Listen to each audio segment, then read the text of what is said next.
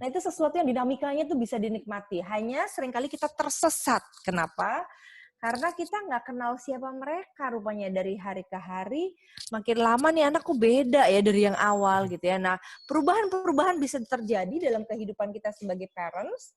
Bahkan anak kita juga berubah gitu. Jadi kalau menariknya kalau ketemu sama para parents di parenting gitu ya. Anak kita berubah, kita berubah.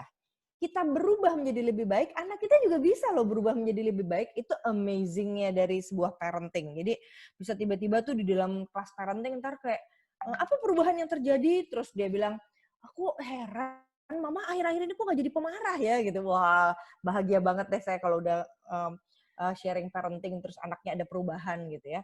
Mamahnya juga ada perubahan, anaknya, mama papahnya perubahan, anaknya juga ada perubahan gitu ya. Nah, untuk bisa seperti itu, apalagi dalam parenting itu kan kita juga punya mimpi ya biasanya, aduh aku pengen deh anakku kayak gini gitu ya. Nah, kalau kita semua berjalan dengan baik, itu akan sangat menakjubkan buat sebuah keluarga gitu.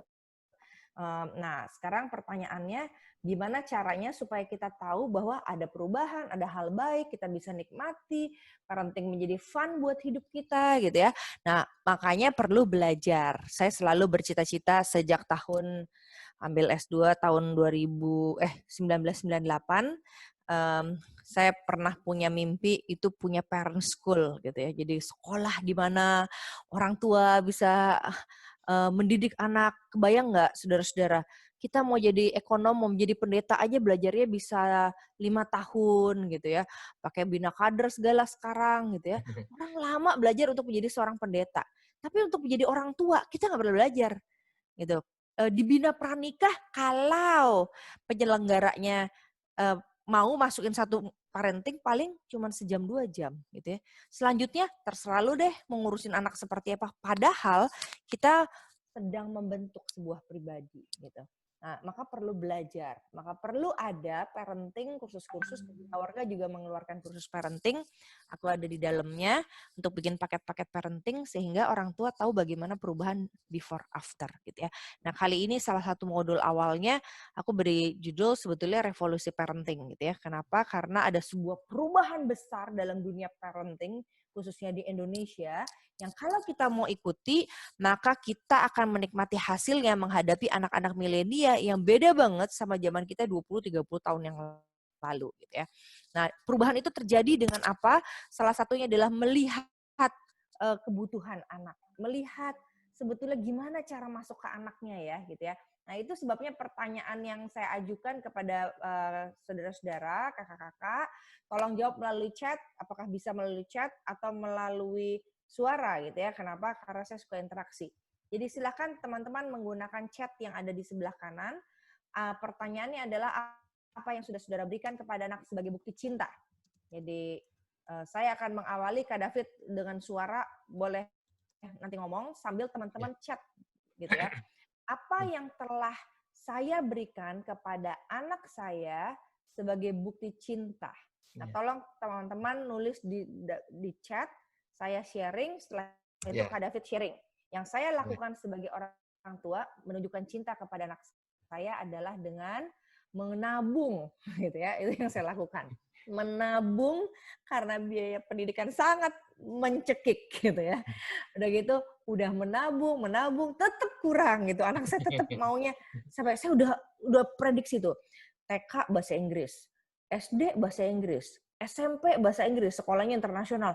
SMA, gue pikir dia berubah nih ke nasional aja. Kenapa? Karena gue nggak sanggup sekolahin ke Amerika gitu kan. Terus jadi masuklah ke sekolah nasional. Sekarang dia udah kelas 2 SMA, dia bilang, aku mau sekolah ke Amerika gitu. Ini sekolah cita-cita dia tuh di belakang saya gambarnya. Berkeley. UC Berkeley. Mati gue. Aduh, ternyata cinta ini makin kurang ya. Dia tetap merasa kayak, Mami nggak bisa usahakan. Aku sekolah di Berkeley. Aduh, dia dalam hati gue, dia nggak punya kalkulator. Apa yang berapa jumlah? Dek, kami ini pendeta, Dek. Gitu kan ya. Oke. Nah, itu yang saya sudah berikan kepada anak saya, tapi ternyata dirasa kurang. Nah, mengerikan kan? Nah, gitu ya. Kak David, silakan. Anaknya berapa? TK, SD? Anaknya kelas 2 dan kelas 1. Nah, Oh, SD ya, SD? ya SD. Nah, SD ya. saya Sudah beri apa deh, Kak? saya memberikan menemani, mendampingi gitu kan. Jadi Oh. karena dulu bahkan sudah direncanakan pada waktu di Bina Warga kan sering camp gitu kan.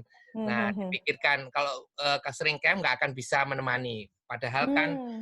anak yang kecil bertumbuh perlu ada figur ayah gitu kan, supaya Hmm. menolong dia dan bentuknya yaitu berarti saya harus mundur terus kemudian ada di GKI Gading Indah, masuklah di situ. Nah, kemudian saya bisa mendampingi gitu. Seperti Mhm itu. mhm.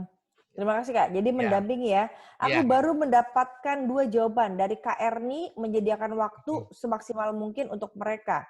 Kak Mhm. Shelly berbeda cara dengan memberikan pelukan. Ada lagi kakak-kakak yang memberikan cintanya dengan cara apa? Silahkan tolong tulis.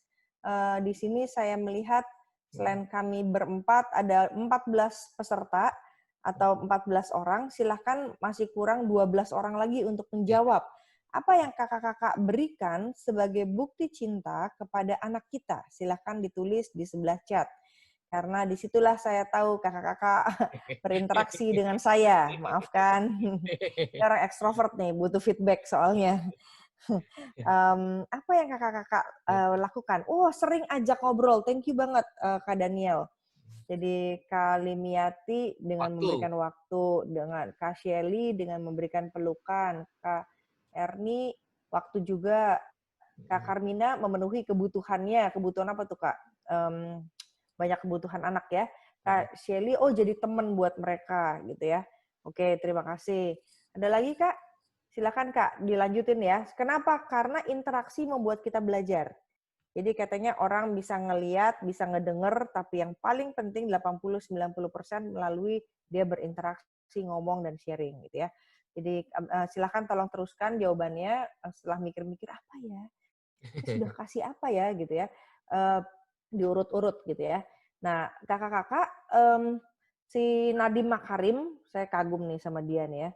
Di program pendidikan kebudayaan di masa Covid ini, dia melakukan sebuah program. Program buat saya sih keren banget, program menunjukkan cinta ini ya. Dengan cara 15.000 mahasiswa kesehatan disuruh jadi relawan tangani virus corona. Itu pelajaran berharga sekali tuh membantu masyarakat gitu ya. Terus dia mulai bikin, waduh daripada anak-anak pada nganggur nih semua di rumah, ada belajar.goit gitu ya, online, belajar online. Terus, nah itu sebabnya dia bilang guru-guru harus kreatif. Kalau nggak kreatif, habis dicuekin anak-anaknya gitu ya. Saya nggak tahu nih, apakah kakak-kakak bosen apa enggak saya ngomong terus begini gitu ya. Ini bagian dari kreativitas sebetulnya. Nah, itu sebabnya di dalam dunia pendidikan Makarim bikin revolusi pendidikan.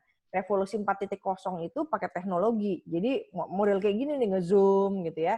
Terus untuk yang lainnya ada magang, ada potong jam di kelas, bukan di kelas secara kotak, tapi kelasnya umum gitu ya. Nah, terus dia berharap ada kesetaraan dalam pendidikan untuk semua learner. Pendidikan karakter bukan dari kurikulum aja, tapi melibatkan masyarakat dan keluarga. Ini udah mulai ada perubahan-perubahan terjadi. Tadinya kan biasanya kelas itu ya cuma di kotak itu aja, udah semua belajar dari gurunya satu yang ngomong, yang muridnya nyatet, udah yang lain gitu ya. Nah, revolusi pendidikan terjadi perubahan ada pendidikan zaman dulu sama pendidikan sekarang. Dulu anak cuman, ini zaman saya SD, SMP, SMA, dengar, nulis, hafal, copy. Udah gitu aja. Nggak tahu Kak David sama nggak zamannya sama saya gitu kan ya. Jadi tapi itu satu gitu ya. Yang kedua, apa yang dilakukan? Wah, kalau saya sih merasa bahwa selama ini pendidikan yang saya alami itu menegangkan ya. Kenapa? Karena ada hukuman pasti, hukuman paling nyebelin yang saya lakukan adalah yang saya alami mungkin mesti pemulihan tuh ya. Yang saya lakukan adalah waktu itu nggak boleh masuk kelas, terus nggak boleh masuk kelas karena terlambat. Nah, kalau kamu mau masuk kelas, kata gurunya, saya akan pukul pantat kamu. Wah, ini otak mau berontak mulai muncul dong dengan bilang, enak aja lu pukul pantat gue, mendingan gue nggak belajar gitu kan, pelecehan gitu kan. Jadi semua teman perempuan dipukul pantatnya sama dia, mending pakai penggaris, pakai tangan gitu ya. Terus saya lapor tuh ke guru piket, Bu, masa dipukul pantat ya Bu, gitu kan. Terus begitu sampai di guru piket saya ngadu seperti itu, saya dihukum lagi sama dia. Karena kamu nggak nurut sama guru kamu gitu ya. Bilang, ini pendidikan gila di Indonesia nih. Tegang, disiplin, nggak masuk akal. Terus kelas, pendidikan zaman dulu kelasnya indoor. Jadi dia di dalam kelas, dia nggak banyak-banyak di luar kelas gitu ya. Jadi waktu dia kelas indoor, semua mesti duduk di kelas, mesti tegang, mesti lihat ke depan. Kalau di kelas saya pernah ada guru kimia, saya, jangan pada tidur, karena ngantuk semua dengerin penjelasan setelah makan siang gitu ya. Lalu saya guru, kamu learner. Saya ngajar, kamu yang dengerin. Nah, program karakter itu berupa do and don't. Kamu harus melakukan ini, nggak boleh melakukan ini, harus sopan, harus nyapa guru, nggak boleh teriak-teriak di dalam kelas. Sangat kaku gitu ya. Nah, zaman sekarang apa? Revolusi pendidikan, dia bikin teknologi 4.0. Teknologi pendidikan nggak boleh tegang, mesti fun. Kelas indoor jadi outdoor. Saya guru, kamu learner, diubah menjadi kesetaraan semua pelajar. Saudara kan sebetulnya sebagai guru, saya juga guru di rumah buat anak saya. Tapi kita semua learner. Kita semua adalah pendidik yang belajar. Maka ada kelas parenting ini dibuat sama Kak David, gitu kan. Nah, terus program do and don't diganti. Pendidikan karakter melibatkan pengalaman bersama dengan masyarakat dan keluarga, maka ada turun lapangan, gitu ya. Nah, lalu kenapa kita melakukan itu semua? Karena anak butuh sentuhan emosi. Cinta itu emosi. Kalau yang do and don't, dihukum, tegang, itu bodo amat emosi lo. Yang penting lo belajar, otak lo keisi. Kognitif. Tapi ketika masuk pendidikan zaman sekarang, pendidik menyadari, para ahli pendidikan, bahwa anak-anak itu butuh sentuhan emosi, yaitu cinta. Gitu ya. Jadi itu berawal dari situ. Jadi kalau kita tahu lagu ini, pernah tahu Jesus Loves Me This I Know, For the Bible Tells Me So, Little One to Him Belong, We Are Weak But He Is Strong. Yes, Jesus loves me. Nggak akan bisa anak-anak tahu bahwa Tuhan Yesus mengasihi dia kalau kita nggak menyentuh perasaan dia. Gitu. Makanya nanti ada bahasa perasaan di minggu depan. Kali ini kita baru bahasa cinta. Kenapa? Karena anak perlu bahasa. Cinta adalah kunci iman. Dan sekarang tinggallah ketiga hal ini, iman, pengharapan, dan kasih. Dan yang terbesar dipadanya adalah kasih. Ya.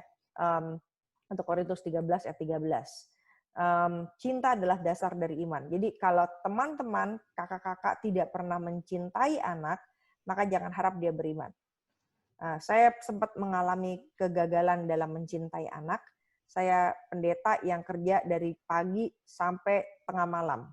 Tanyakan Novita betapa sibuknya pendeta perempuan sama dengan pendeta laki-laki, tidak ada diskriminasi, pekerjaan kita sama.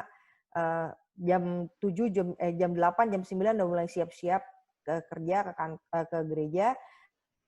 Kita ada acara 9 sampai 12, makan siang, acara kosong sedikit. Di jam 5 kita udah siap-siap untuk acara malam sampai jam 2, sampai pulang bisa jam 11, 12 malam saya kalau ada orang curhat. Dan saya menyediakan telinga selalu untuk orang curhat karena emang saya demen ngobrol gitu kan. Jadi ntar di stop aja Kak David kalau banyak ngomong saya nanti.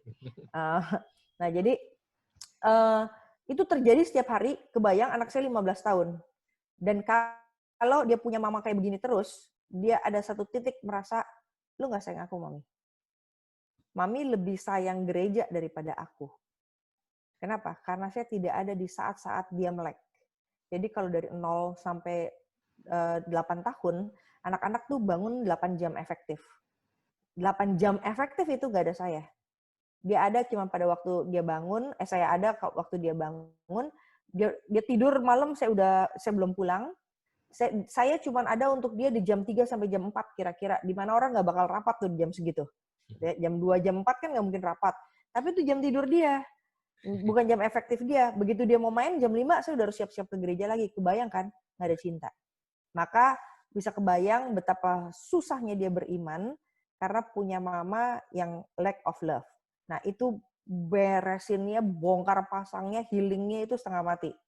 Nah itu sebabnya kenapa saya punya passion, hati untuk mengatakan pada para orang tua, bangun, bangun, bangun.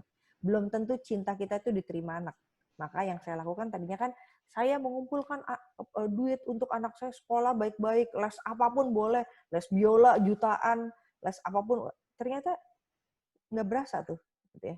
Nah, survei di berapa puluh tahun yang lalu, katanya kalau udah survei di Amerika berapa puluh tahun yang lalu, dia mencapai titik jenuh, maka masuklah ke Asia. Maka saya ambil survei tahun segitu. Keterampilan atau kecerdasan emosi sosial anak merosot. Jadi sekarang juga mulai merosot di Indonesia. Mereka jadi mudah marah. Saya nggak tahu teman-teman ngalamin nggak punya anak mudah marah, mudah murung, tidak bersemangat, mudah depresi, kesedihan, lebih mudah mengikuti kata hati mereka. Survei di Asia membuktikan dalam 10 tahun ini, 3 dari 7 anak mahasiswa itu berniat untuk bunuh diri. Itu klimaks dari parenting menurut saya, sehingga anak-anak tidak merasa disayang dan punya perilaku yang menyimpang pada waktu mereka sudah kuliah. Dan itu hasil dari parenting. Jadi hati-hati, kenapa itu terjadi? Karena model parenting orang tua menekan anak. Nah, ada satu istilah di dalam dunia parenting, itu fighting words. Nggak tahu teman-teman ngalamin apa enggak, kalau kita ngomong anak-anak ngelawan. Ngelawan ada 3 cara. Satu, dia eksplosif banget, duar gitu kan, nggak mau gitu, atau dia teriak, atau kedua, dia pura-pura terlambat melakukannya, gitu kayak mandi diem gitu. Iya, ini udah mau mandi, tapi ditahan sama dia 3 kali, 4 kali, mamanya keburu marah dulu. Ya. Atau ketiga, pura-pura budek nggak denger apa-apa. Siapa yang tadi nyuruh mandi ya? Jadi itu namanya fighting words. Jadi gue sedang fighting, gue sedang melawan nih. Gitu. Kenapa? Karena model parenting orang tua membuat anak merasa tertekan. Jadi ada sebuah pemberontakan. Kenapa? Karena kurang waktu. Gitu ya. Jadi nggak bilang setiap kali kita suruh mandi dia nggak mau itu kurang waktu. Nggak tahu. Itu mesti dicari penyebabnya gitu ya. Tapi kenapa terjadi anak-anak lebih murung, stres dan sebagainya di usia nanti mulai kira-kira 10 tahun ke atas. Gitu ya. Itu mulai kelihatan. Nah, karena kurang waktu berkualitas, nihilnya primary caregiver. Primary caregiver itu orang yang menurut saudara primary caregiver loh. Primary caregiver itu orang yang paling utama menjadi pendidik utama. Coba, apakah saudara merasa primary caregiver anak? Tunjuk tangan melalui reaction. Di bawah tuh ada reaction. Ada teman-teman lihat reactionnya? Jadi di bawah nih ada satu tombol, bisa kasih jempol, bisa kasih tangan begini. Nah, menurut kakak-kakak primary caregiver atau bukan? Biasanya cuma ada 1 orang, paling banyak 2 orang dalam hidup anak jadi primary caregiver. Pengasuh utama atau pendidik utama di rumah. Silakan tunjuk tangan yang menjadi primary caregiver. Tidak ada? Pakai itu reaksinya itu di handphone. Oke, 1 boleh. Iya. Pakai reaksi di chat. Di chat ada Kak David belum kasih lihat. Iya. Walaupun nggak tahu jadi yang primary caregiver. Ya, kayak gitu. Silakan. Apakah saudara menjadi primary caregiver dalam dunia? Bu Natalia angkat buatan tangan. Bu Natalia angkat tangan. Terima kasih Bu Natalia. Yang lain lagi ada? Siapa primary caregiver? Yang lain? Yang lain nggak bisa angkat jempolnya atau memang bukan primary caregiver? Tadi ya Bu Karmina, makasih. Para Frans, apakah teman-teman merasa sebagai pendidik utama anak? Primary caregiver itu pendidik utama anak. Jadi dialah yang didengerin anak, dialah yang kepadanya anak respect. Dialah yang kepadanya anak mencintai. Wah, gue cinta banget deh sama orang gitu ya. Gue respect banget sama nih orang tua. Apakah teman? Tadi jawabannya cuma 3 atau 4 ya. Berarti yang lain belum ngaku atau merasa nggak pede atau nggak bisa ngangkat tangan pakai reaction atau belum ngerti yang saya ngomong gitu ya. Makasih Kak Grace. Siapa lagi? Yang lain Kak Frans tadi udah jawab. Tadi Bu siapa ini? Aku Bu Natalia ya. Kak Natalia, Natalia. Siapa lagi tadi ada Pak? Kalau sometimes gitu Kak, kata Kak Ros. Sometimes ya. Nah, ini pertanyaan aku senang banget kalau banyak pertanyaan. Jadi nggak ngantuk ini ngomongnya. Saya tuh punya tantangan seringkali kalau khotbah atau ngomong tuh ngantuk gitu ya. Gara-gara nggak ada reaksi dari orang. Jadi makasih untuk reaksinya. Sometimes ya. Jadi gini kakak-kakak. Oke, boleh aja kita ngaku-ngaku gitu ya. Kadang jadi teman yang berusaha ngerti. Oh, betul kok, sorry. Sometimes, bagus. Pengakuan pribadi yang sangat jujur. Kenapa? Karena ini jawabannya. walaupun kita GR tuh kita merasa, wah saya ini primary caregiver loh, saya ini pendidik utama anak loh, kenapa? Ya gue bapaknya, gue ibunya, masa gue bukan primary gitu ya. Tapi ternyata kakak-kakak, anak-anak memilih sendiri siapa orang tua yang dia akan respect. Dia memilih siapa yang akan dia sayang. Ingat waktu zaman anak-anak, lagi makan apa? Coklat ya? Boleh nggak tante bagi? Dibagi nggak biasanya? Boleh nggak tante bagi coklatnya? Kan dia lagi makan coklat nih. Terus Kak David tuh waktu anaknya TK. Kan anaknya makan nih. Ya kan, Lihat-lihat makan orangnya. coklat. Lihat-lihat orangnya, Kak. Iya, Kalinda, anaknya umur berapa tuh Kalinda? Udah ini ya? Udah kuliah. Dewasa banget ya. Waktu kecil dulu Kak, dia makan tuh pernah dia minta nggak? Mikrofonnya Kalinda. Ayo. Ya. Kalinda, tergantung kalau dia kenal baru dikasih, baru Kak. betul, kalau kenal dikasih. Kedua, kalau dia merasa sayang atau suka sama orang itu. Ya, betul. Itu pilihan. Nah, ketiga, kalau yang nyuruh dia respect. Kalau nyuruh satu tante-tante, lalu suruh kasih kue atau coklatnya ke tante-tante lain, gue nggak kenal dua-duanya. Nggak didengerin sama dia. Anak-anak memilih siapa yang dia respect. Jadi kalau hari ini kakak-kakak nggak di-respect, nggak disayang sama anaknya, berarti pembuktian terbalik. Kakak-kakak bukan primary caregiver-nya mereka. Nah, itu sedih dah kalau kayak gitu. Belum tentu kakak-kakak menjadi primary caregiver buat anak-anak. Dan anak-anak mengakui ini mama terbaik. Ini my super dad, gitu ya. Belum tentu. Nah, sedih kan kalau kita udah keluarin duit, jadi temen, peluk-peluk, tapi buat dia, you're nothing. Kamu nggak memberi dampak apa-apa buat aku secara positif dan membuat aku mencintai dan respect sama kamu, gitu ya. Nah, itu bahasa perasaan anak atau bahasa yang ada dalam diri anak. Jadi, belum tentu kita jadi primary caregiver.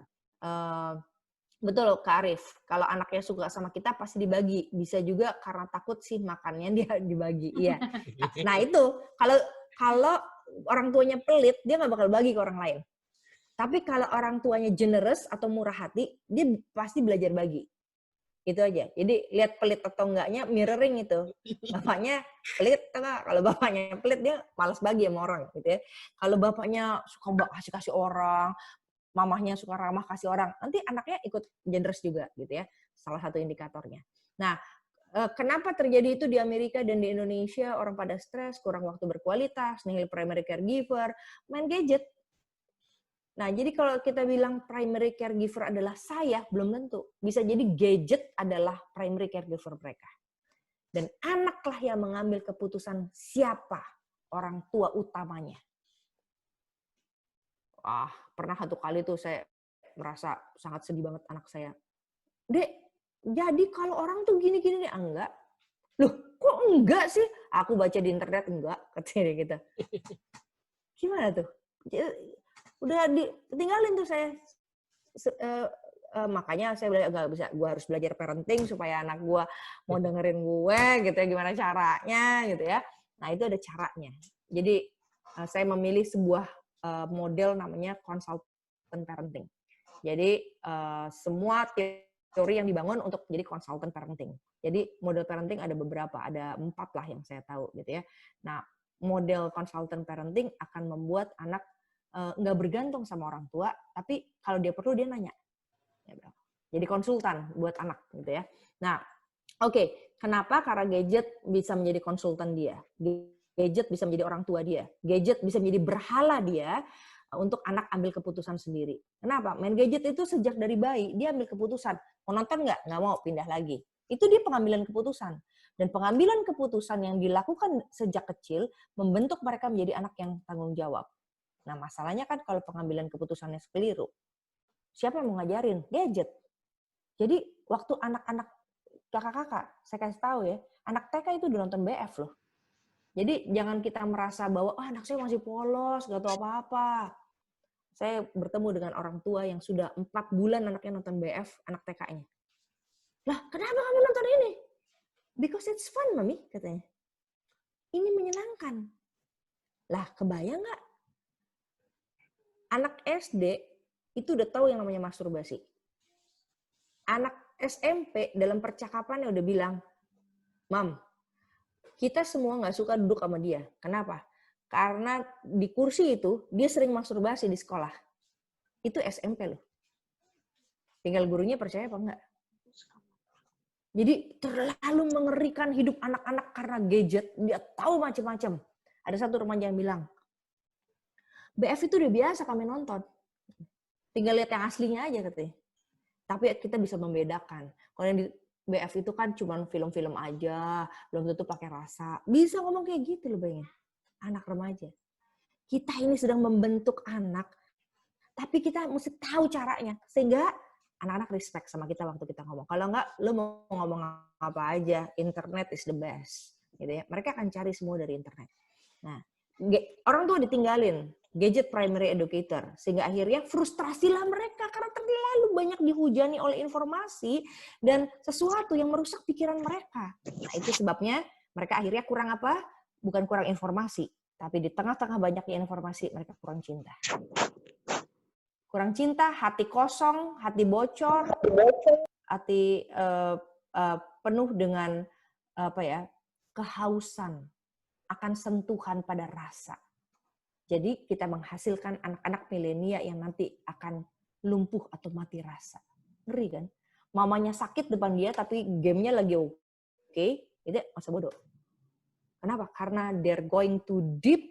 Mereka terlalu akrab dan intim terhadap gadget seperti orang diving. Ketika orang diving disuruh cepet-cepet naik ke atas, gelagapan dia.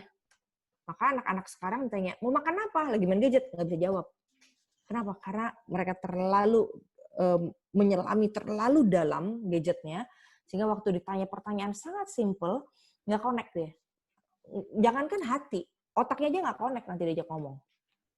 Kosong. Hatinya kurang cinta. Nihilnya orang tua dalam hidup mereka. Kenapa? Karena keisi sama gadget sebagai orang tua. Keintimannya masuk lewat gadget. Nah, akibat nihilnya orang tua nggak ada sentuhan rasa, gelas cinta bocor, anak menyakiti orang lain, addiction terhadap gadget, anak bergantung pada gadget atau bergantung pada yang lainnya, pada mainan, pada games online, iman mandek, terus pasti sulit percaya Tuhan. Gimana bisa percaya Tuhan melalui gadget? Susah itu. Gadget minded, imannya jadi fake karena dia taunya gambar-gambar, oh itu fake, itu palsu gitu ya. Gelas cinta kosong, bukan hanya bocor tapi haus cinta. Dia terus cari cinta, nanti cari pacar di internet nggak dapet, putus lagi, nangis. Kenapa? Aku putus pacar. Pacarmu siapa? Itu di internet. Udah pernah ketemu belum? Nggak pernah. Ya itu yang terjadi. Sampai aku pernah mendapati orang 25 tahun pacaran nangis-nangis putus 25 atau 35 waktu itu, aku lupa deh umurnya dia. Pacaran nangis-nangis putus pacar. Kenapa lo nangis? Gue putus pacar. Siapa pacar lo? Nggak pernah ketemu. Lu terus gimana mau ngaku pacaran nggak ketemu? Itu di sosial media lewat SMS gitu pacarannya. Terus dia katanya sakit kanker. Terus sekarang hampir mati. Waduh, ini udah pusing deh. Nggak pernah ketemu, tapi sedih karena pacarnya di internet itu sakit. Jadi ninggalin dia. Udah nggak jelas deh gitu ya. Nah, problem keluarga akhirnya adalah gelas cinta anak sama gelas cinta orang tua nih. Kosong atau bocor. Nah ini. Jadi kalau tadi bilang, sudah mencintai anak belum? Kalau kakak-kakak yang belum yakin, emang belum tentu sih anak keisi. Coba misalnya, Kak David bilang, dia mencintai anak dengan cara, apakah mendampingi waktu berkualitas. Yeah. Tapi ternyata anaknya demen belanja. Ditemenin Model belanja. saya tuh zaman. Nah, tapi Kak David bilang, enggak, yang penting pokoknya saya mencintai dengan mendampingi terus-menerus, gitu kan. Tapi anaknya demen belanja. Terus Kak David kan mesti ngirit, kita mesti persembahan, banyak perpuluhan gitu kan ya. Wah, pokoknya tentang uang tuh penggunaan ketat lah gitu ya. Apakah dia rasa disayang? Bisa jadi tuh anak-anak kayak gitu bilang, enggak, papiku nggak sayang sama aku gitu. Mana aku nggak pernah dibeliin apa-apa. Nah, kenapa ini seperti ini? Ini jawabannya. Karena gelas cinta itu mesti diisi sesuai dengan kebutuhan. Dia butuhnya cinta seperti apa? Tiap anak punya cara dicintai yang berbeda. tiap orang tua mencintai dengan cara yang berbeda. Jaka sembung bogolok, kadang-kadang nggak nyambung gitu ya. Nah, jadi nggak nyambung cinta yang diberi sama yang cinta diterima. Akhirnya bocor atau pindah ke tempat lain. Maka muncullah anak-anak yang bilang, mama tuh lebih sayang sama kakak deh daripada sama aku kayaknya. Kalau papa memang sayang sama aku. Terus kakaknya bilang, papa tuh nggak sayang sama aku. Iya, jadi nggak nyambung nih. Gitu ya. Maka muncullah kenapa Yakub dicintai oleh ibunya dan Esau dicintai oleh ayahnya. Gelas cintanya berbeda, tuangan cintanya juga berbeda. Gitu ya. Nah, solusinya di tengah kesibukan orang tua seperti ini, di tengah orang tuanya nihil, kita perlu tahu apa? Pahami dulu kebutuhan anak apa.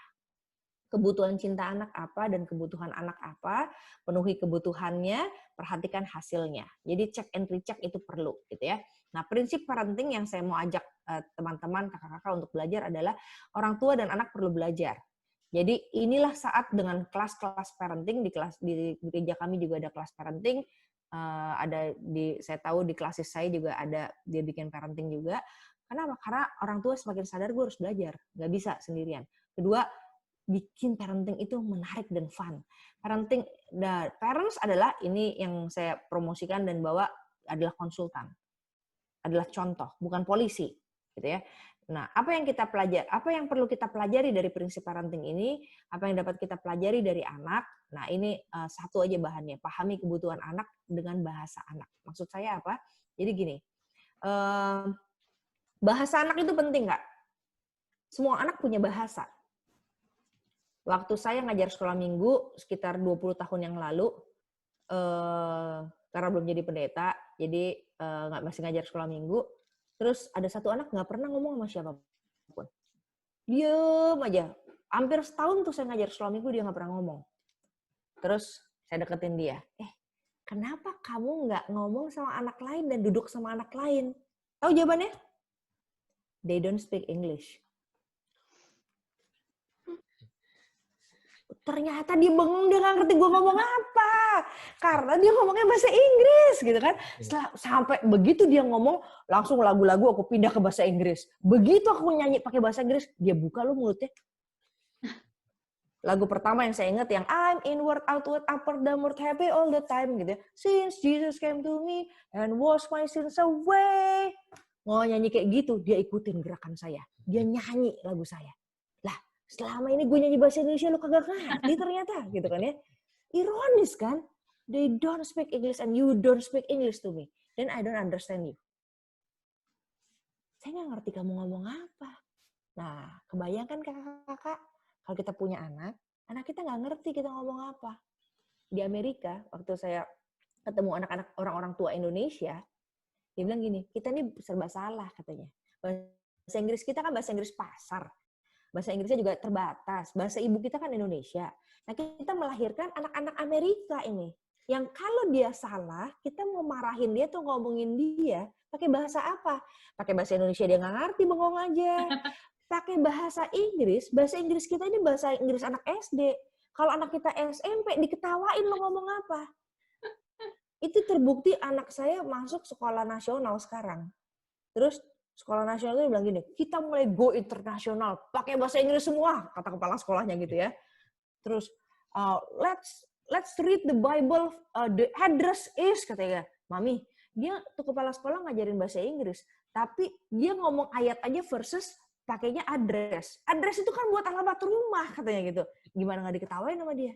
Dia tahu bahasa Inggris sejak dari brojol lahir sampai SMP. Begitu SMA, dia udah pinter bahasa Inggris anak SMA. Tapi kepala sekolah ini kan nggak pernah sekolah bahasa Inggris. Sorry aja, saya juga enggak gitu kan ya. Sehingga begitu dia ngomong, bahasa Inggrisnya masih bahasa Inggris anak SD. Nggak nyambung, nggak di-respect sama anak. Kebayang nggak, saudara, tidak menggunakan bahasa anak, sehingga anak tidak bisa respect dan mencintai saudara. Dan saya, seperti anak saya juga. Maka kita mesti tahu bahasa mereka. Udah jauh-jauh. Dulu saya pernah punya pacar, bukan orang daerah. Terus satu kali dia ngomong, saya sayang sama kamu pakai bahasa dia. Gue bilang, gue gak tahu lu ngomong apa gitu ya. Tapi dia tuh mengatakan dengan sepenuh hati kayaknya gitu ya. Lu ngomong pakai bahasa lu 1000 kata, gue sayang sama lu juga gue nggak tahu lu ngomong apa gitu kan. Ngomong sayang aja tuh pakai ada bahasanya. Kalau anak teman-teman sekolah di sekolah internasional ngomong aku sayang kamu itu nggak greget. Begitu ngomong I love you, langsung dia ngerti. Itu bahasa. Nah, anak-anak punya bahasa. Untuk parenting, temukan bahasa anak. Bahasa anak-anak. Jangan kita mengasihi anak hanya di mulut, tapi bukan dengan atau hanya dengan perkataan, tapi kasihi hendaklah kita mengasihi dengan kasih yang sejati yang dibuktikan dengan perbuatan kita. Perbuatan itu caranya gimana? Temukan. Cari tahu apa bahasa mereka. Cara mengasihi anak gunakan bahasa anak. Ada bahasa ibunya, maksudnya itu yang they don't speak English. Nggak bisa kita ngajar sekolah minggu dengan bahasa Indonesia. Gue nggak mudeng lu ngomong apa, gitu kan ya. Terus kedua, ada bahasa cinta. Ini yang kita pelajari hari ini. Yang ketiga, ada bahasa perasaan.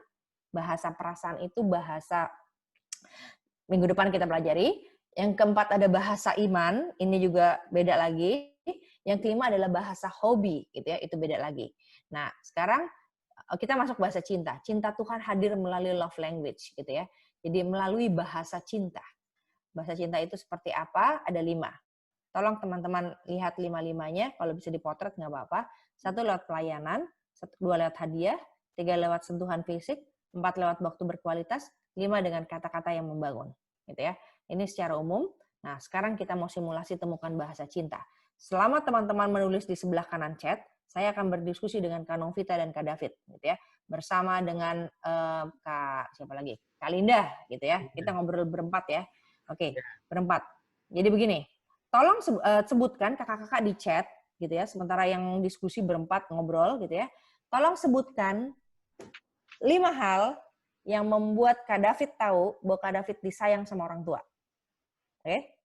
5 hal yang membuat Kak David tahu Kak David disayang oleh orang tua Kak David atau primary educator lah, mau diasuh mbak kek, mau diasuh siapapun pokoknya gitu ya, yang Kak David akui sebagai orang tua di masa dulu, apakah om, tante, engkong, emak, gitu kan ya, siapapun itu, 5 hal. Nah, kakak-kakak tolong jawab di chat. 5 hal yang membuat saya disayang oleh orang tua saya. Silakan Kak David. Yang lain tolong chat ya, sambil mikir-mikir. Langsung dijawab ini, Kak. Iya dong, 5 hal. Kak David, apa? 5 5 hal. Diterima. Oke, diterima. Diterima, gitu. Terus kalau saya melakukan sesuatu, diakui. Meskipun nggak terlalu beres banget gitu kan ya, tapi oke lah gitu. Oke lah ya, oke, ya. Diterima, oke. Nah, itu rasanya diterima, diakui. Dikembalikan dari orang itu. Ini yang realnya atau itu, Kak?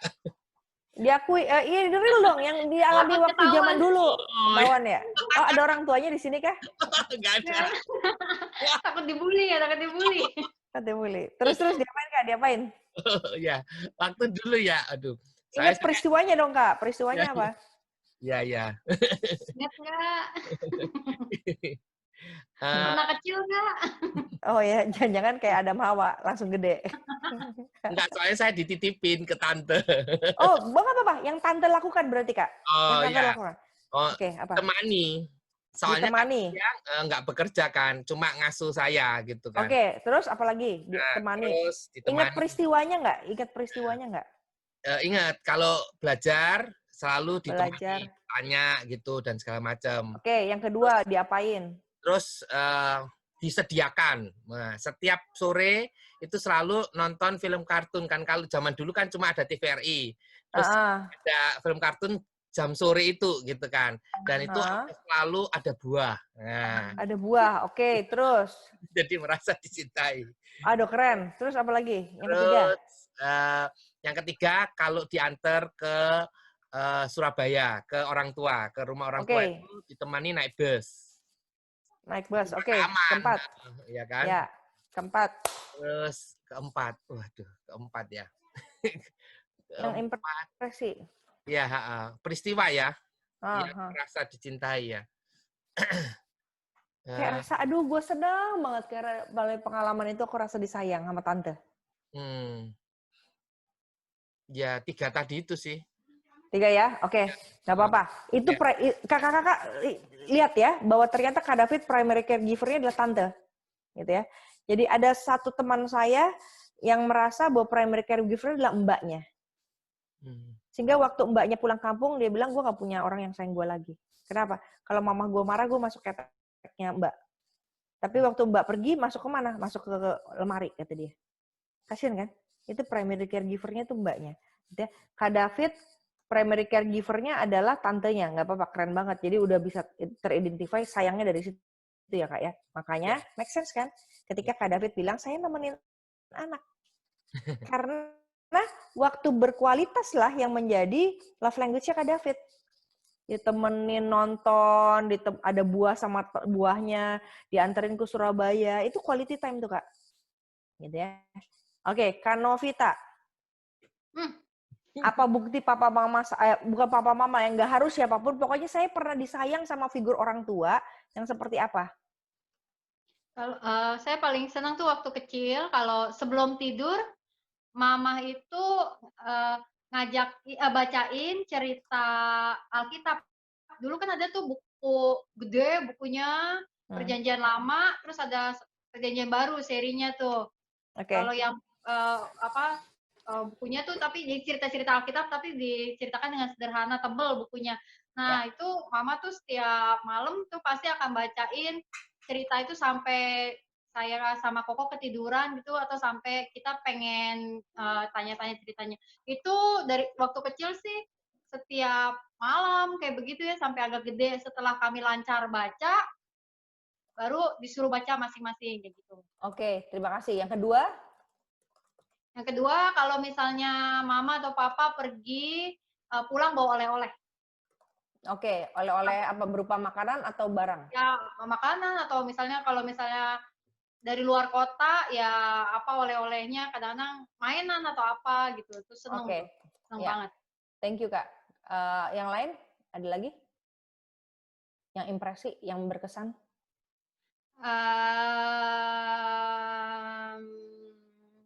Masak, dimasakin. Dimasakin ya. Oke, thank you Kak. Kalinda, silakan.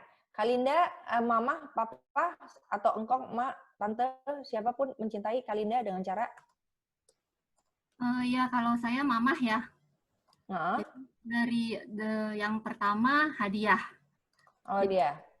Jadi saya ingat banget kalau waktu saya sakit, mama saya belikan boneka. Gitu. Oh, oke. Terus? Sekarang saya masih ingat tuh bentuknya kayak apa. Impresi terus, banget ya. Ya, terus yang kedua pelayanan. Dari 5 yang Kak Riani tadi sampaikan, ini urutannya yang pertama hadiah, yang kedua pelayanan tuh mama tuh suka masakin saya makanan gitu. Oke. Waktu SD, waktu saya SD saya tuh dekat dengan rumah sekolah saya, jadi waktu jam istirahat si mama tuh bawain makanan. Jadi tuh pas misalnya bami goreng, pas jam 9 istirahat tuh masih panas gitu. Jadi enak banget. Gitu. Oke, thank you banget. Hah? Enak banget itu katanya ya. Wow, keren banget dimasakin makanan. Jadi Kak David, Kak Novita, sama Kak Linda punya love language punya love language primary-nya ada 2 biasanya ya. Tapi yang nomor 2-nya tuh sama, yaitu pelayanan, act of service. Gitu ya. Jadi itulah yang dilakukan ke anak kali ya, nantinya ke orang lain. Kayak Kak Novita tuh bacaan Alkitab, quality time. Saya nggak tahu, Kak Novita termasuk orang yang punya banyak sahabat atau enggak? Banyak nggak? Banyak Kak. Banyak ya? Itu Kak David, Kak Linda, sahabat saya. Oke. Nah, biasanya orang quality time itu suka punya banyak sahabat. Karena dia suka ngobrol. Dan dia nggak bisa nongkrong bareng. Dia nggak suka stok atau mikir sendiri. Dia perlu orang untuk diajak ngobrol gitu ya. Jadi makanya dia suka quality time, punya banyak sahabat. Kalinda hadiah, tapi juga pelayanan ya Kak ya. Tiga-tiga ini suka pelayanan. Ini kakak yang lain gimana ya? Tolong nyaut kakak-kakak primary educator-nya siapalah, at least bisa nyaut gitu ya. Nah, ketika kita punya itu semua, kita tahu itu semua, belum tentu kakak-kakak orang tua kita tahu bahwa kita butuh itu atau senang itu. Maka sebetulnya saya yakin dari Kak David, Kak Novita, sama Kak Linda, itu sebetulnya banyak banget cinta yang diberikan oleh orang tua. Nggak habis-habis. Tapi yang ketangkep itu. Sampai berat banget untuk mikir-mikir kayak gitu aja gitu kan. Nah kebayang nggak anak kita juga kalau ditanya, nanti pulang dari sini 1 minggu ke depan PR-nya, tanya sama anak, kamu seneng papa mama apain? Nah disitulah kita tahu love language-nya anak. Kalau anak lebih besar lagi, buka internet, suruh ngisi internet, ada tes love language untuk anak. Kakak-kakak bisa tes. Tapi yang paling penting adalah kakak-kakak juga tes love language-nya kakak-kakak. Sehingga mau tahu nyambung atau enggak nih. Nanti orang tuanya kayak Kak David, suka model Kak David yang suka nemenin gitu ya. Tapi nanti anaknya kayak Kak Linda suka dimasakin makanan. Padahal Kak David nggak suka masak. Ya, berarti Kak David dianggap ayah yang nggak sayang sama anak gitu karena nggak melayani gitu. Kecuali Kak David memberikan 5 love language, itu bagus. Untuk anak 1 sampai 10 tahun, berikan 5-5-nya. Berikan hadiah, berikan pelayanan, berikan waktu berkualitas, berikan kata-kata yang membangun, bukan kata cercaan, berikan juga pelayanan gitu ya, physical touch gitu. Nah itu 10 tahun pertama. Masalahnya kalau 10 tahun pertama, kakak-kakak memberikan 5 kontra indikasi bahasa cinta. Contoh, kata-kata, kita bilang, apa ya kamu segitu aja nggak bisa. Itu kontra love language, membocorkan gelas cinta. Mesti dia pengen hadiah, terus kita bilang, jangan, kemahalan, papa nggak mama nggak punya duit, gak usah beli itu, boros. Coba pakai aja yang ada di rumah, diulang-ulang, dicuci, dilapin gitu ya. Nah itu kontra, itu bisa bocor love language-nya. Kalau dia bahasa cintanya hadiah. Gitu ya. Yang ketiga, pelayanan. Mam, aku mau Indomie. Nggak usah makan Indomie, junk food. Nanti kamu sakit perut. Mendingan kamu makan yang lain aja, bikin sendiri kalau bisa. Kontra, bocor lagi. Kalau love language-nya physical touch, baru dia mau pegang papahnya, papahnya, jangan, papa belum mandi, nanti bau, gitu kan ya. Atau, nggak enak, kamu pegang-pegang kayak gitu. Ditolak kan, kontra lagi, bocor lagi, terluka lagi. Kelima, dia suka, quality time. Pap, aku pengen deh nonton sama papa. Aduh, film kayak gitu, papa mah bukan anak-anak lagi. Nah, udah, bocor lagi. Nah, kalau itu terjadi berulang setiap hari, maka muncullah luka batin. Dan luka batin itu biasanya sesuai dengan primary love language-nya. Di situ nanti dibongkarnya. Tapi kan kita sering nggak tahu, kenapa sih padahal gue udah berikan yang terbaik gitu kan ya. Saya bertemu dengan seorang anak yang ekstrimnya ya. Uang sekolahnya itu sekitar, kalau dipakai kurs sekarang, 30 juta sebulan. Ah gila, kalau gue suruh ngumpulin segitu bisa mati aja deh gitu ya. 30 juta sebulan. Bapak mamanya sangat sayang sama dia gitu ya. Tapi dia di titik dimana dia nggak mau mengikuti rutinitas keagamaan, nggak percaya Tuhan. Terus saya tanya sama dia, sederhana, do you feel that your parents love you? Do you feel? Terus dia, yeah, I think they love me. Gitu. No. Don't use your think. You don't use your mind. Jangan pakai pikiran kamu. Kalau saya pakai thinking saya, pasti dia sayang. Saya yakin. Tapi do you feel it? Apakah kamu merasa itu? Dalam 3-5 detik dia tidak menjawab, akhirnya dia menggelengkan kepalanya. Gila dalam hati saya. Udah nabung 30 juta per bulan untuk bayar uang sekolah, masih nggak rasa sayang. Bayangin. Nah, selamat. Selamat apa? Selamat mengubah diri. Dalam hal ini sebagai learner. Kalau kakak-kakak tidak memberikan cinta yang cocok atau sesuai dengan anak. Maka kalau tadi saya bilang saya suka mengumpulkan uang untuk anak saya buat sekolah, ternyata bukan itu yang paling dia perlu. Saya lagi mendeteksi di usia 15 tahun ini yang paling dia perlu adalah quality time. Maka dia sangat marah karena mamanya walaupun di rumah nge-zoom mulu. Mami. Halo, Kak David nih. Kak David nih. Iya nih Kak David. Quality time-nya ke orang lain gitu. Jadi PR-nya adalah mesti bayar. Bayarnya kapan? Oke deh, kita cari waktu ya, jadwal. Kapan kita masak bareng. Gitu ya. Nah, ini saya punya PR nggak pernah masak bareng sama dia. Jadi dia cuma show aja gitu kan. Ini masakanku gitu. udah mulai jual cookies sekarang gitu ya, dapur dikuasai oleh dia gitu ya. Tapi maminya nggak pernah ada di dapur bersama dia karena maminya kerjanya cuma cuci piring doang sih, cuci gitu ya, itu quality time-nya gitu ya. Tapi aku punya PR besar untuk quality time sama dia. Kalau udah quality time, nggak bakal marah dia. Sampai, ayo mami sekarang kita quality time. Saya ingat banget ya, ternyata dia quality time. Begitu pulang sekolah, dia bilang gini, ayo dong mami jangan buka gadget. Iya mami lagi kerja nih, gitu. Pas biasa ngechat mulu kan ya. Oke, taruh, terus ngobrol. Wah itu nikmat banget. Nah, sayang terlambat. Maksudnya udah remaja, baru menyadari dia butuh quality time. Dan selama ini dia sangat terluka. Maka untuk membereskan luka-lukanya itu PR saya lah sebagai parents. Dan itu sebabnya ketika parenting saya selalu mengatakan, please. Sesi 1 dalam parenting saya dimanapun saya cuma bilang, please perhatikan bahasa cinta mereka. Karena kalau mereka terluka, kebocorannya itu sangat sulit dibereskan. Kalau mereka memutuskan untuk nggak mau pulih, nggak bisa.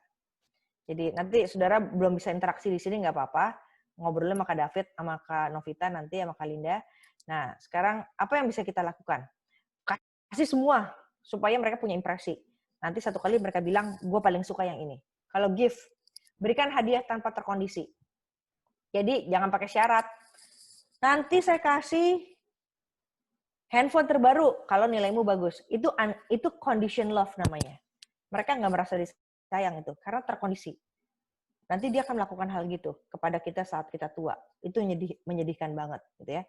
Mami kan memang perlunya uangnya aja, yaudah transfer. Di masa COVID ini banyak orang tua kesepian. Kenapa? Anaknya nggak datengin dia. Karena yang penting duitnya kan. Ya udah minta transfer. Yang kedua, apa yang anak minta terima dulu. Pertimbangkan secara serius supaya anak merasa dihargai. Mami, aku pengen gadget iPhone terbaru. Oke, papi pikir dulu ya, didoakan dulu. Kayaknya memang bagus tuh gadget. Jangan langsung bilang, nggak ngerti apa itu mahal. Duit dari mana? Kau pikir kacang apa buat beli? Gitu kan dia. Udah marah-marah dulu dia minta sesuatu. Pertimbangkan hadiah di hari istimewanya, bukan apa yang dia perlu. Kalau orang gift, dia suka apa yang dia inginkan. Oke lah, yang dia perlu dikasih, tapi orang gift tuh lebih suka apa yang dia inginkan.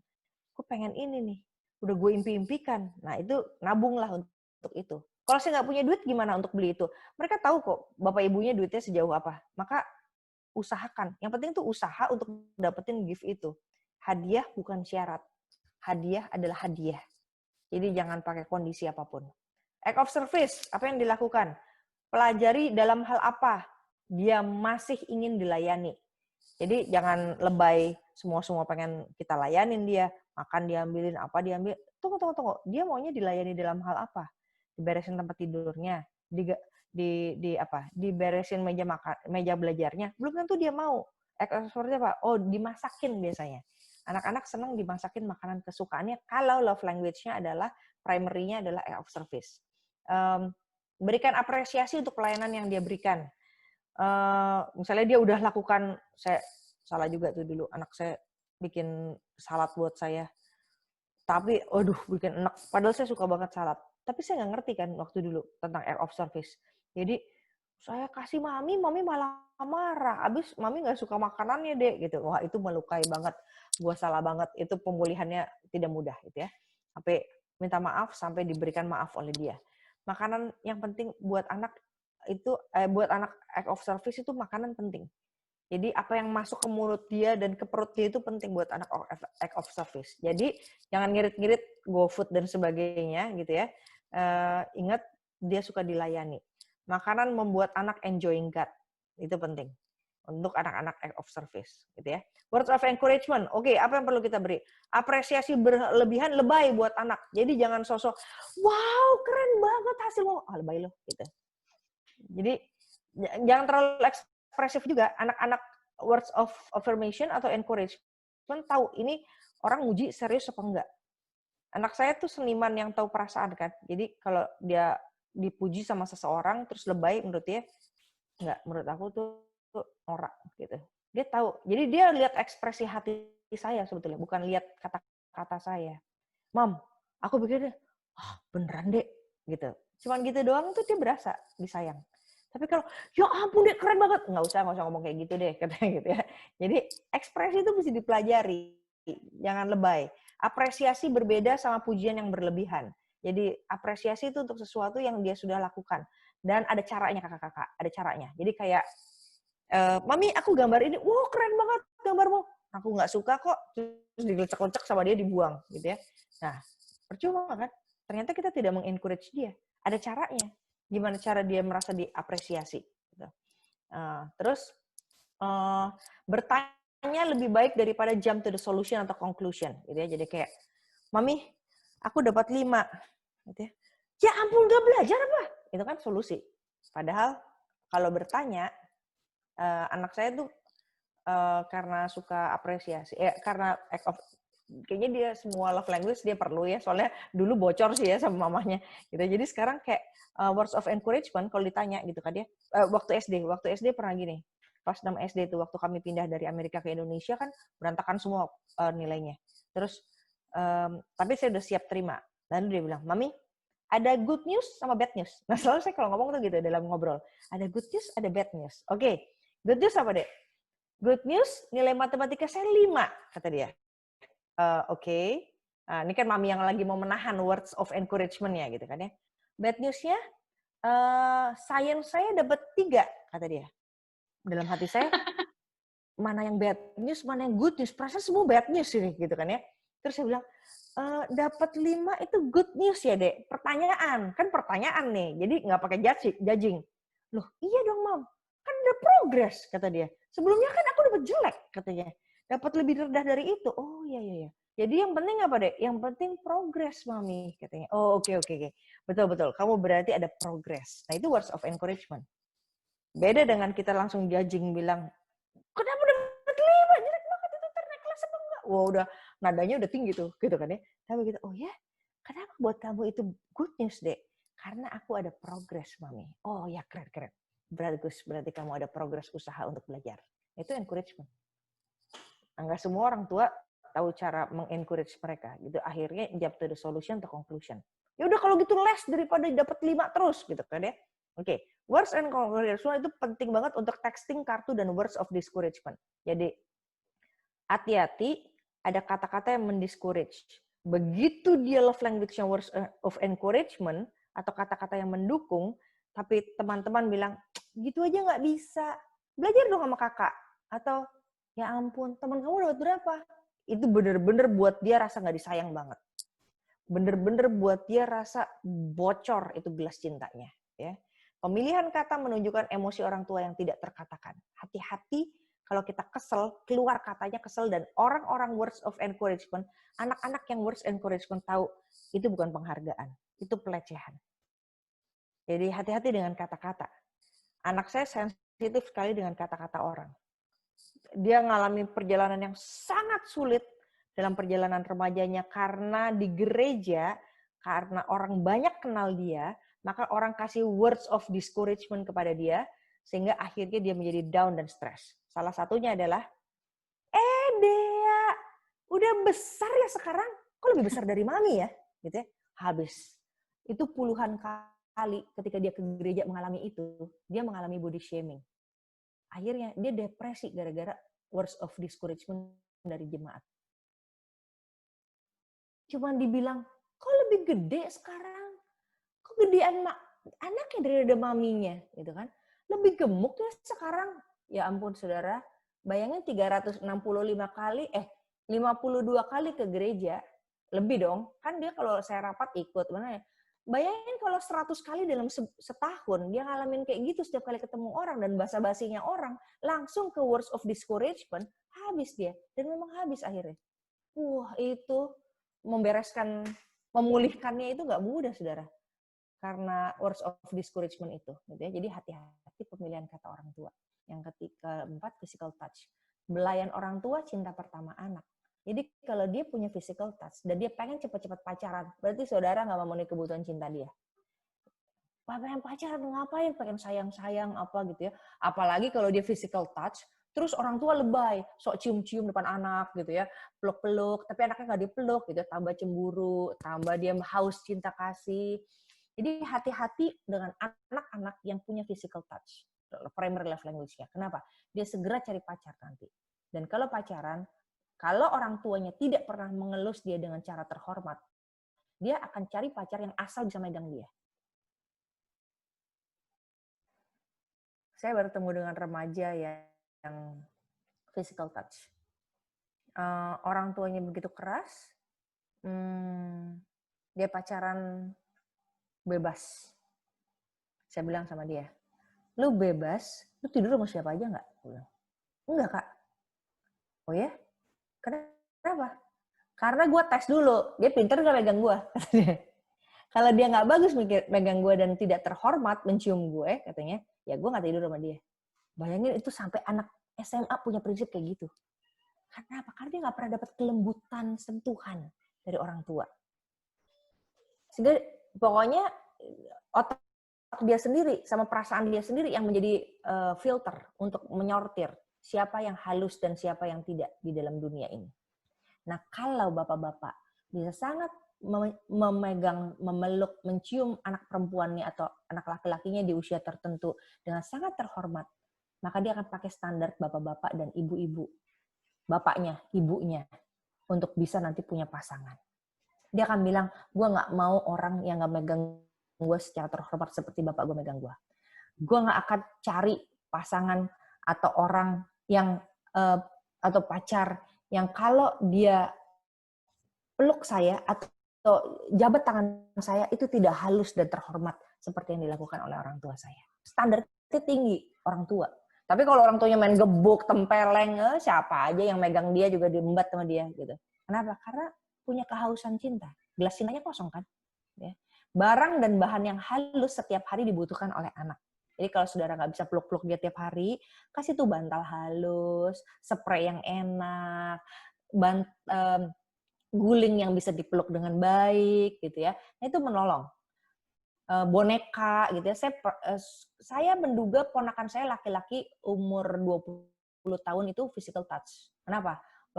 Waktu dia waktu dia dioperasi, saya kasih boneka, itu dipeluk-peluk sampai hari ini sama dia. Halus banget bonekanya yang saya kasih, gitu ya. Saya menduga dia physical touch, jadi saya pikir, kasih boneka aja walaupun laki-laki. Ternyata dia suka banget. Sampai dicariin kalau tidur, kata bapak mamanya. Ritual cium dan peluk penting di saat hati anak positif. Pukulan dan perlakuan kasar membocorkan gelas cinta. Kehalusan Tuhan terasa lewat kata-kata dan sentuhan orang tua. Sambil nyentuh, Tuhan tuh sayang kamu. Tapi gebuk, terus bilang, kamu tahu, Tuhan tuh sayang kamu. Wah, habis konsep tentang imannya dia.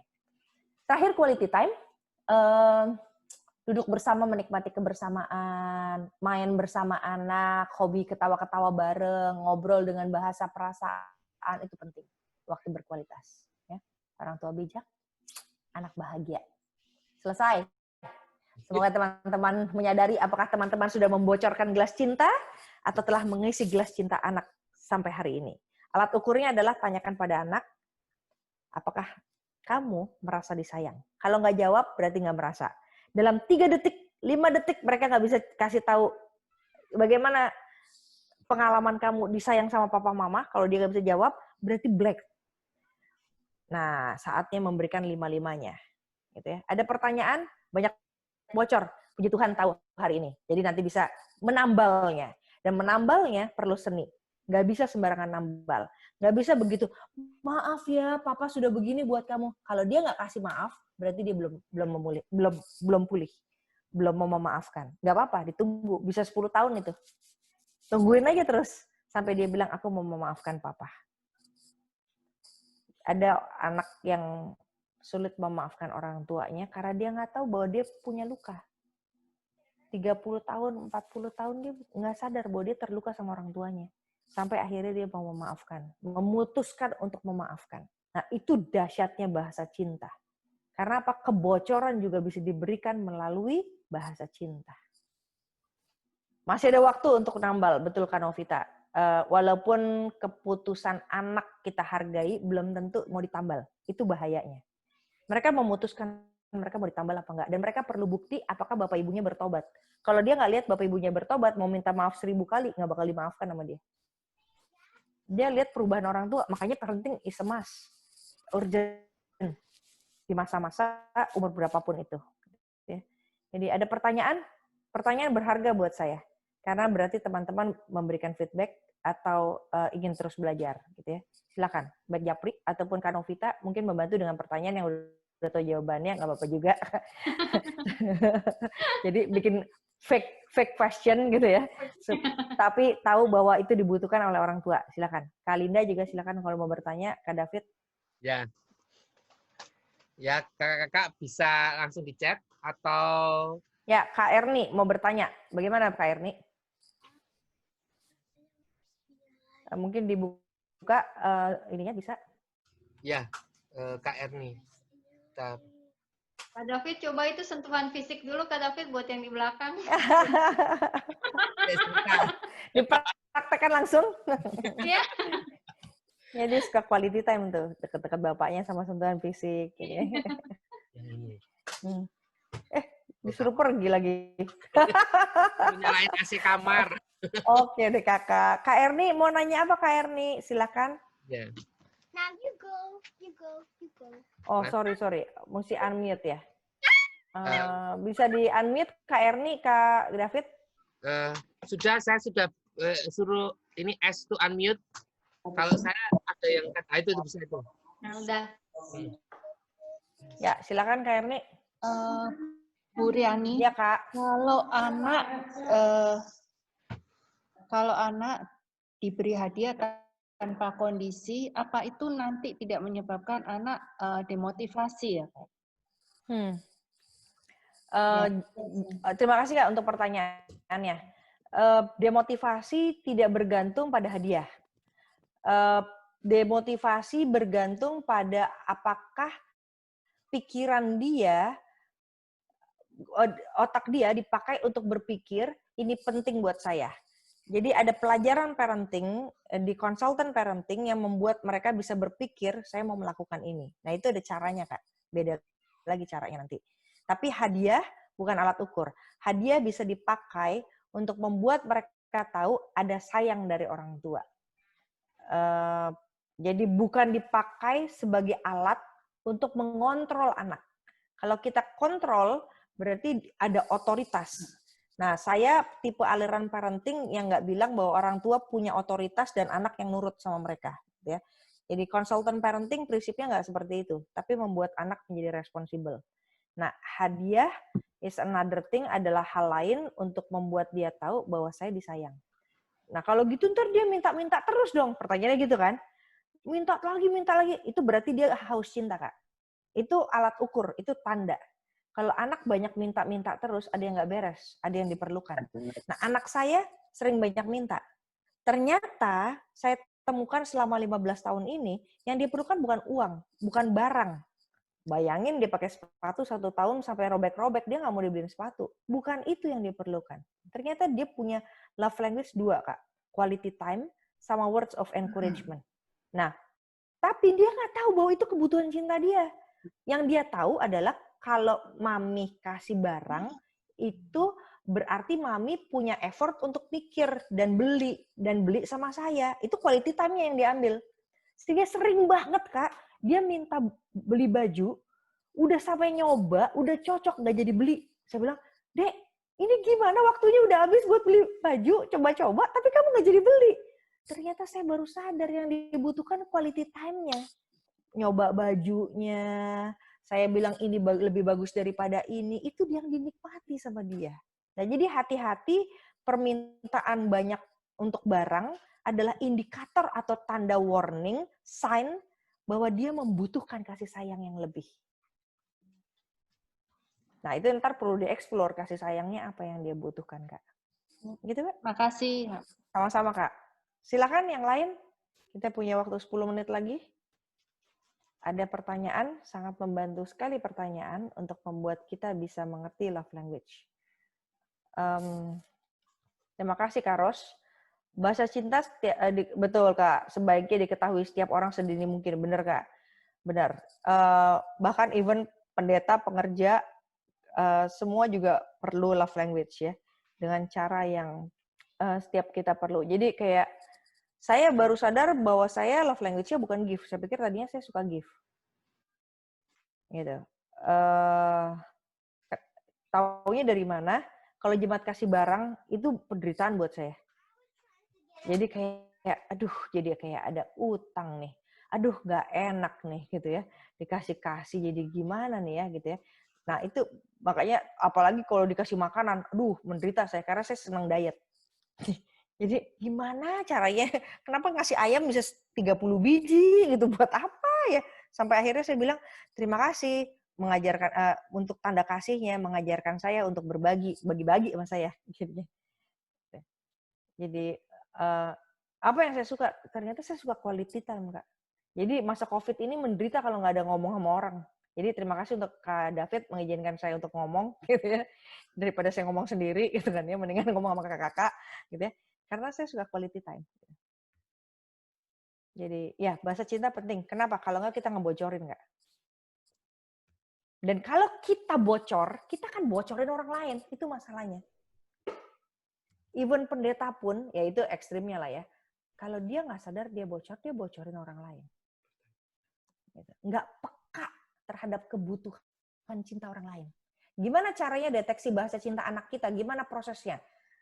Satu, berikan semuanya, Kak. Kak Carmina, berikan semua love language seperti yang tadi tips-tips saya berikan. Kasih semua dengan hati yang mencintai. Kedua, tanya mereka suka yang mana dari semua itu. Dan berikan secara konsisten. Gitu. Yang ketiga, di internet banyak tes love language untuk anak. Nah, bisa juga dengan alat tes seperti itu. Check and recheck selalu sambil nanya. Kalau kita punya hati yang akrab sama anak, kita akan tahu dia butuhnya apa. Masalah memenuhinya itu hal yang berbeda lagi, Kak. Kalau kita bocor, love language kita juga tidak terpenuhi, atau kita tidak punya contoh bagaimana memberikan kepada anak, itu masalah lain lagi yang kita perlu selesaikan. Kalau kita bocor, nggak pernah dipenuhi cinta kita, walaupun sudah menikah, gitu ya, kita nggak tahu gimana cara mencintai. Kita nggak pernah rasa kok disayang. Kita menikah belum tentu karena rasa sayang kan. Oh kita bilang kita cinta gitu ya, tapi belum tentu kita rasa sayang. Rasa sayang itu begitu mendalam, membuat kita ingin meluapkan atau memberikan cinta itu pada orang lain.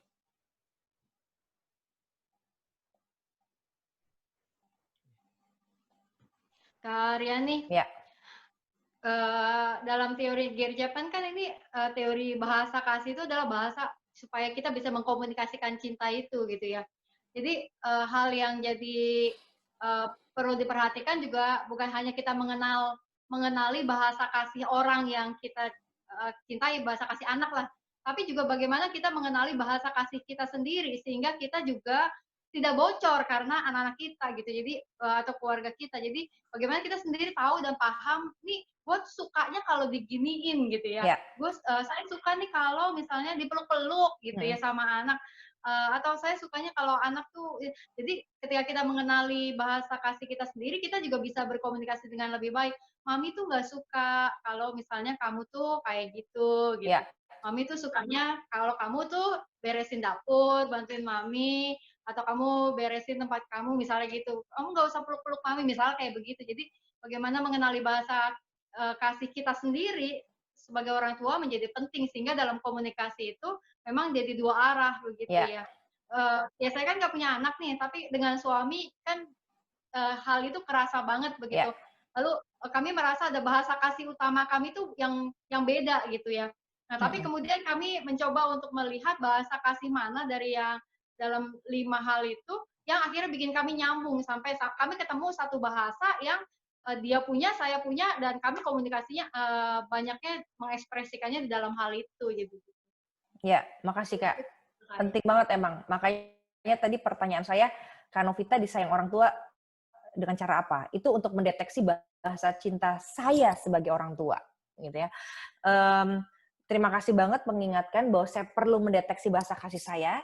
Kenapa? Karena ketika saya tahu bahasa kasih saya saja, tapi saya tidak tahu bahasa kasih anak saya, maka saya mencintai dengan bahasa saya. Sehingga anak-anak nggak rasa disayang. Gitu. Nah, penting ketahui bahasa cinta saya dan penting tahu apakah saya bocor. Apakah saya terluka dengan bahasa kasih itu. Karena begitu saya bocor, saya tuntut anak saya untuk mencintai saya dengan cara itu. ayo cium mami dulu. Mami, udahlah mami, gitu. Enggak, cium dulu sama mami. Mami yang nuntut nih jadinya nih, minta bahasa cintanya dipenuhi gitu. Tapi kalau kita udah penuh, gelas cinta kita penuh, anak nggak mau cium kita nggak apa-apa. Anak nggak mau ngobrol sama kita nggak apa-apa. Kita memahami. Mungkin dia punya kebocoran, sehingga dia nggak mau memenuhi kebutuhan cinta. Saya dulu ya, Dek, cium mami dulu dong, Dek, peluk mami, Dek, gitu kan ya. Nggak mau, gitu ya. Tapi ntar kalau maminya nggak mau, dia tomplok sama dia, gitu kan ya. Oke, aku mesti menyadari bahwa aku mesti penuh bahasa cintaku dulu. Kalau gelasku udah penuh, aku tanpa tuntutan ke anakku. Malah lebih memahami mereka. Dan lebih peka kebutuhan mereka. Ya. Terima kasih Kak Novita untuk mengingatkan. Ada pertanyaan. Ibu saya mau nanya. Oke. Salah satu bentuk cinta dengan memberikan gift, betul. Jika kondisi anak mau sesuatu, terus respon orang tua seperti yang tadi Ibu bilang, jangan ini boros, di rumah kan masih ada, pakai yang itu aja. Kalau udah jelek baru beli lagi. Dan itu merupakan salah satu cara orang tua mengajarkan anak menghemat dan menabung. Apakah dapat membocorkan gelas? Ya Kak, dapat membocorkan gelas, karena itu justru di saat dia bilang, gue butuh cinta, Mami. Mengajarkan tidak boros adalah hal lain. Tapi tolong jangan pada waktu dia mengais cinta atau meminta cinta.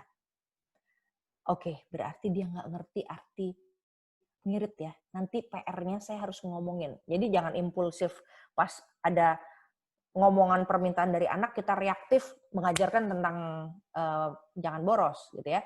Teachable momennya nggak pas. Kenapa? Karena kita words of discouragement jadinya. Kita bisa bilang, wow, kamu suka itu ya? Oke. Let me think atau let me pray ya. Karena uangnya mami terbatas. Bisa ngomong kayak gitu kan. Tapi mami tahu kamu suka itu. Apa yang kamu suka dari itu ya? Kita bisa bahas kan. Misalnya dia suka iPhone 12, misal 12 gitu kan ya. Nggak make sense banget. Gue juga nggak punya iPhone 12, lu minta iPhone itu gitu kan. iPhone 11 misalnya gitu ya. Tapi kan kita hargai dia dulu dong. Kenapa dia suka itu? Kenapa dia suka itu? Boleh dong kita nanya. Daripada kita bilang jangan boros. Iya mami, soalnya fiturnya itu banyak, kameranya bagus. Oh ya, untuk apa kameranya ya? Tanya aja dulu gitu. Karena itu memenuhi kebutuhan dia untuk bercakap-cakap mengenai barang yang dia suka. Dia tahu kok kita nggak punya duit, atau dia tahu kok kita orangnya ngirit gitu kan ya. Tapi yang penting adalah membahas itu Kak. Nah, ngirit adalah another thing. Kenapa? Kita juga begitulah terus terang. Kita suka makan. Kita bela-belain tuh makan sampai ibaratnya dari saya Lebak Bulus sampai Kelapa Gading gitu ya. Buat makan mie doang gitu ya. Itu bukannya kita nggak make sense gitu ya. Demi sesuatu yang kita suka. Boleh dong anak menginginkan sesuatu yang dia suka. Tapi dia tahu kok, saya tahu kok nggak mungkin saya ke Kelapa Gading cuma buat beli mie doang. Nah itu proses berpikir nanti akhirnya. Jadi mengajarkan proses berpikir itu berbeda sama mengajarkan untuk tidak boros di saat dia lagi mau sesuatu. Biarkan dulu aja, kita explore dulu apa yang dia suka. Boros, mengenai tidak boros itu hal lain. Tapi kita bisa ajarin dengan cara lain. Gitu. Nah disitulah orang tua menjadi bijak untuk tahu, oke, PR1 ya, ada saatnya. Sebenarnya dia lagi bukan mau mikir boros. Dia lagi membutuhkan cinta, dia lagi mau kasih tahu itu barang gue suka. Nah apa sambutan kita ketika dia bilang gue suka itu barang? Boleh dong, saya bilang, gila Tok. Ke suami saya, gila Tok, Ferrari itu keren banget ya. Kalau tiba-tiba dia bilang, emang lu punya duit? Gitu kan? Emang lu pendeta mau beli kayak gitu? Kan nggak enak digituin. Orang cuma bilang Ferrari keren, kan yang penting kan kita membahasnya. Kenapa lu suka Ferrari? Keren aja kali kalau sambil khotbah bawa Ferrari, gitu kan ya. Itu kan lagi menghayal sebetulnya. Nggak mungkin banget lah gue beli Ferrari, gitu kan. Tapi kalau tiba-tiba di counter sama dia dengan perkataan yang nggak enak, nggak jadi deh. Itu quality time-nya jadi hilang. Gitu. Ya, itu pertimbangannya ya. Tapi terserah kalau kakak mau lakukan pelajaran tentang boros, ya nggak apa-apa juga. Kalau anaknya bisa terima. Masalahnya anaknya berantem nggak, kesel nggak, ngutung nggak. Akhirnya nggak mau ngomong lagi kalau mau apa. Gitu kan. Itu pilihan hidup. Kuncinya di komunikasi ya Kak. Betul Kak, komunikasi. Karos. Ada satu lagi Kak Riani yang di atas itu. Ada oh iya. yang Perlu banget saling keterbukaan sharing. Rosemary juga. Ya, Kak Ros ya, ada Ya. kemungkinan penerimaan berubah pada saat anak memasuki remaja, apakah berubah bahasa cintanya atau cara penyampaiannya, Kak? Oke, bahasa cinta sebetulnya menurut saya sih semua suka semua bahasa. Semua lima-limanya itu orang semua suka. Maka berikanlah di 10 tahun pertama. Karena kalau nggak ada impresi dong. Bagaimana saya tahu saya suka quality time? Kalau mama saya kasih barang terus, gitu kan? Itu yang terjadi pada saya tidak memberikan quality time. Jadi anak saya tidak tahu bahwa kebutuhannya adalah quality time. Makanya dia sangat merongrong dalam hal barang kepada saya. Nah, setelah besar, bukan berubah dari barang menjadi quality time, tapi dia semakin peka bahwa ini yang paling saya butuhkan. Saya sempat pikir, kayaknya gift, tapi kok dia ini beli nggak mau, itu beli nggak mau, gitu. Ternyata dia strategis. Oke, aku nggak beli apa-apa, tapi beliin aku handphone 10. Si iPhone 10 gitu kan. Dan aku kasih.